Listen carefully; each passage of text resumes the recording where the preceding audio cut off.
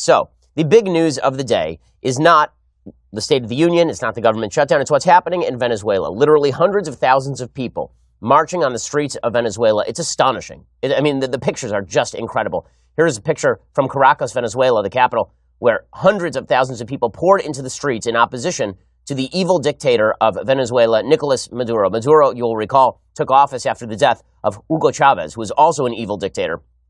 For a long time, the left loved them some Hugo Chavez. They thought that Chavez was just wonderful because Chavez used the oil wealth of the country to even out income inequality. He was the one who had cured poverty. He's the one who had cured the healthcare system in Venezuela. Well, now people there are eating dogs because it turns out that when a bad person gets in charge of a top-down, centralized government system, they wreck the country. And that happened with Hugo Chavez, and now it's happened with Nicolas Maduro. Here's what some of the footage looked like from Caracas, Venezuela. I mean, this footage is astonishing.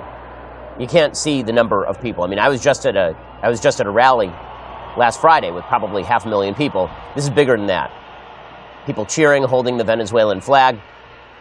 The United States has recognized Nicolas Maduro's opposition, a guy named Juan Guaido, as interim president on Wednesday, leaving Nicolas Maduro ever more isolated as he faces unrest at home and threats from the United States, according to Reuters. Long-standing leftist allies Bolivia and Cuba are now the only countries in the region to explicitly voice support for Maduro, as Argentina, Brazil, Chile, Colombia, Costa Rica, Ecuador, Guatemala, Honduras, Panama, Paraguay, and Peru have all backed Guaido. The United States and Canada have also recognized Guaido, the 35-year-old leader of Venezuela's opposition-dominated National Assembly, as Venezuela's legitimate ruler. Mexico struck a discordant note because the leftist president there, President Andrés Manuel López Obrador, said it would not take sides, and they branded support for Guaido a violation of sovereignty. Okay, so this is breaking down really along two lines. One is the line that says, no, Maduro should stay in power, and they should negotiate a settlement, and the other is Maduro needs to go. And most of the Western world has taken the position that Maduro needs to go. Your friendly democratic socialists have decided, at least in part, no, you know what? Maduro should stay. Never mind that he's an evil piece of crap. I mean, like a legitimate evil piece of human debris. It's amazing. I'll explain to you in a second how amazing it is that there are folks coming out in quasi-support for Maduro. And make no mistake, when you have hundreds of thousands of people who are marching to oppose a military dictatorship instituted from above, and folks are saying, no, we should have a negotiated settlement, it's pretty clear which camp they are in. Reuters says the telegenic Guaido declared himself Venezuela's temporary president on Wednesday at a rally that drew hundreds of thousands of Venezuelans. He accused Maduro of usurping power and promised to create a transitional government.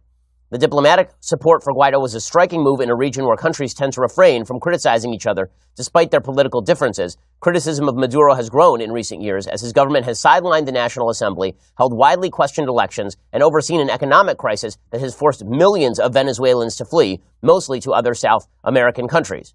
At the same time, because of all of this, right-leaning governments in South America have risen to power in places like Brazil, because the fact is you can only run on somebody else's money for so long. The same thing has happened in Argentina.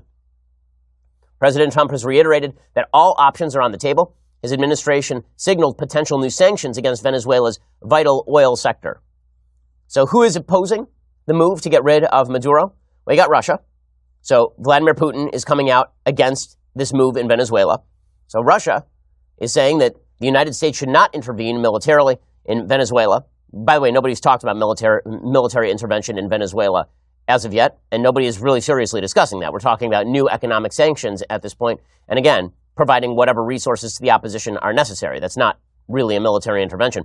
Venezuelan opposition leader Juan Guaido declared himself interim president on Wednesday, as we have said. Violence has flared during big protests across Venezuela. When they mean violence has flared, what they mean is that Maduro's forces are now attacking the protesters.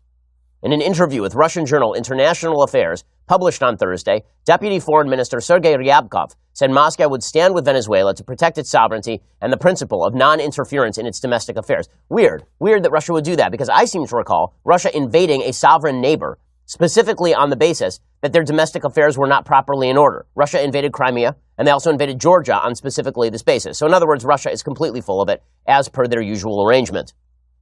Subscribe to the channel and be a nice person, sir. Follow me on Twitter, okay?